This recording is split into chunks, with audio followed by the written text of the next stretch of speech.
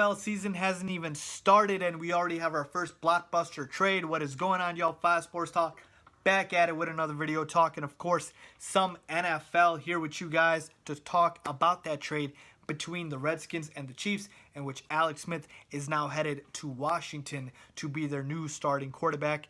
Like I said, the offseason hasn't even started. Actually, it has for 30 teams. 2 teams are still playing in the Super Bowl. But with that being said, you get my point.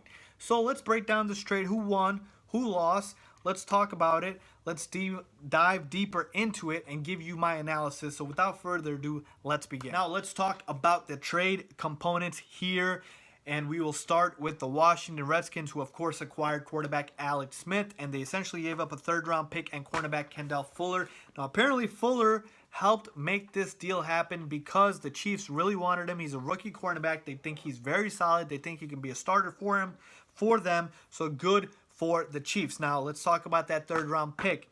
And you might be thinking they only got a 3rd-round pick for Alex Smith. Folks, 1st-round picks are hard to come by in the NFL, folks. They are very hard to come by in the NFL. Hell, the Patriots couldn't even get a 1st-round pick for Jimmy Garoppolo, and he deserved to be traded for a 1st-round pick. Okay, they only got a 2nd-round pick. So for Alex Smith, a quarterback who's 34 years old, really in the back end of his career, back end of his prime, with his best years pretty much behind him. Not gonna say he can't have another career season, but you know what I mean. You're not going to give up a 1st-round pick for him. You're not going to get a 1st-round pick for him. So I thought the Chiefs did relatively well here in the haul that they got. Now let's talk about Alex Smith himself. Look, I like Alex Smith. He's nice. He's solid. I've always said this. He's the vanilla ice cream of quarterbacks in the NFL. He's just solid, like I said, bland. Lover will put you over the top, but he won't kill you, okay? He won't lose you the game for the most part. And there's 2 reasons I feel like this trade was made, okay? One is the financial aspect of this trade, and I will get into that very shortly. But second, what I want to talk about is this year's NFL playoffs, okay? This year's NFL playoffs, I'm sure the Redskins saw the Eagles, the Jaguars, and the Vikings, and they saw those quarterbacks, and they saw Case Keenum, Nick Foles, and Blake Bortles get far into the playoffs. Why? Because those rosters of those teams, of those respective quarterback teams, had all elite defenses, solid running games, a solid offensive line, and just a solid roster overall. So they're thinking, hey, we don't need an elite quarterback to make it far into the playoffs. Like I said, the Eagles are in the Super Bowl. Nick Foles is an elite. So if they feel like they can build around Alex Smith, he can certainly take them to the Super Bowl. You can win a Super Bowl with Alex Smith. Like I said, he might not win the MVP of the Super Bowl, but you can win a Super Bowl with Alex Smith.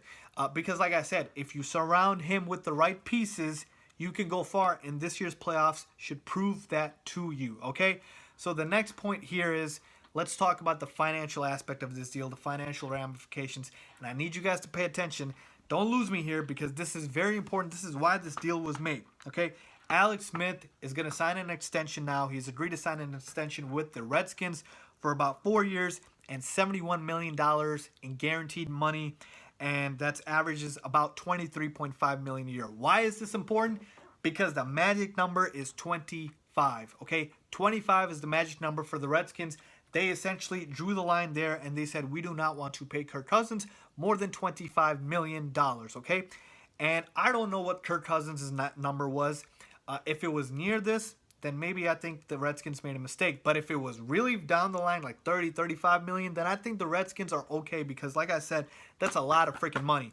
And tagging Kirk Cousins again, they've already franchise tagged him twice, was not an option because it would have cost them about $34.5 million. That is significantly more than what they will be paying Alex Smith per year. And then we talk about the transition tag would have cost them $28 million. Basically, tagging him would have just been a mess. They weren't going to do it again. And we've seen the past 2 years, folks, the marriage between Kirk Cousins and the Redskins, it's been a bad marriage, okay? They've been fighting every offseason, and you keep thinking they're going to break up, and they finally do, and this is the outcome. You could have predicted it. If you franchise tagged him again, there would have been no trust, okay? And Kirk Cousins wanted to test free agency. He was not going to talk with the Redskins until he tested free agency, and the Redskins just could not wait, okay? So, like I said, the key here is, what is Kirk Cousins' number? If his number is way higher than this, then I think the Chiefs, the Redskins are okay here, okay? Real quick, let's talk about the Chiefs side of things and why they made this trade. Now, the Chiefs, We saw them lose in the playoffs to the Tennessee Titans, which I picked them to beat. I picked the Titans to beat the Chiefs. So I want to just give myself a plus there. But this is another example, folks, of Alex Smith. Yes, he's made the playoffs 4 out of the last 5 years with the Chiefs, but they never seem to get over that hump, and they lose games that they're not supposed to. A case in point with the Titans this year. A couple years back, they collapsed against the Colts. It always seems to be a pattern, and I know you're probably thinking, Faiz, you're putting all the blame on Alex Smith. Well, hey, look, it could be Andy Reid, it could be the team, the rest of the team. But when you're the quarterback, you get all of the blame just as well as you just get all of the credit. Okay, that's just how it works. And so that's the thing with the Chiefs.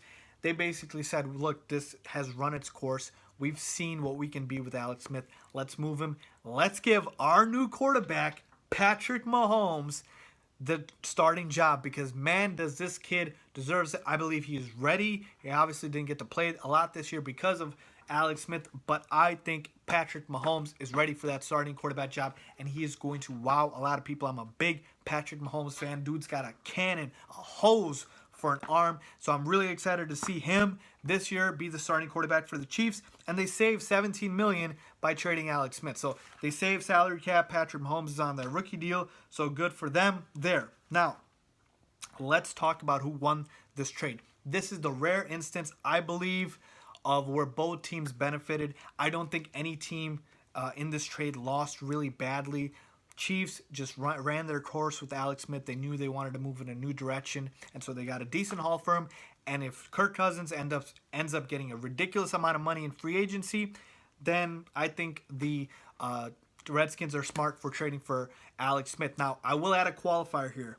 The Redskins better surround Alex Smith with a talented roster, because if they don't, they will be disappointed. If they're able to build what the Vikings did, what the Eagles did, and what the Jaguars did around those quarterbacks, because Alex Smith is better than all 3 of those quarterbacks, then I believe that they will be okay, and they will have won this trade just as much as I feel like the Chiefs have won this trade. So again, I think it was a win-win for all, though I will say Chiefs will win this trade if the Redskins do not surround Alex Smith with the weapons that he needs. Okay, so let's move on and talk about Kirk Cousins and potential landing spots. What is going to happen with him? So obviously he's going to enter free agency, and he is 29 years old. Okay, so Kirk Cousins is in the prime of his career, and he has had some great seasons this past year.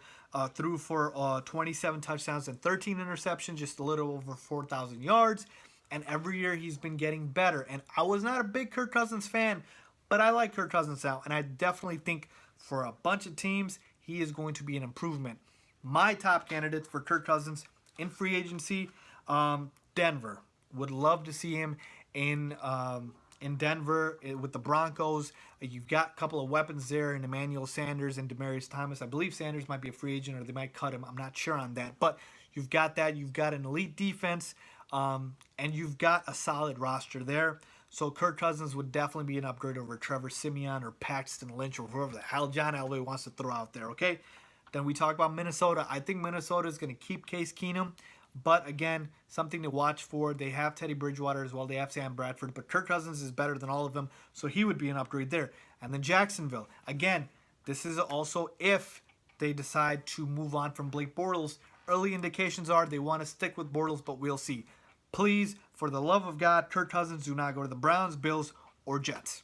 I don't want to see Kirk Cousins on any of these teams, because with Kirk Cousins, similar to Alex Smith, you need to surround him. Now, he does a better job of carrying a team. I think Kirk Cousins can carry your team to the playoffs, but obviously you need to have a solid roster to be able to win it all. So that's the major thing with Kirk Cousins is I like Kirk Cousins.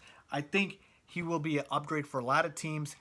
I've laid out my top destinations for him, where I would like to see him land. I want to see him land on a team, like I said, that has some weapons, that has a solid defense, a solid offensive line.